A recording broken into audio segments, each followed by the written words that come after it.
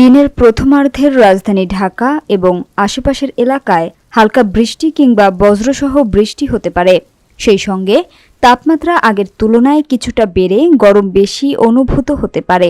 রোববার সকাল ৭টা থেকে পরবর্তী ৬ ঘণ্টার জন্য ঢাকা ও পার্শ্ববর্তী এলাকার আবহাওয়ার পূর্বাভাসে এসব তথ্য জানিয়েছে আবহাওয়া অধিদপ্তর।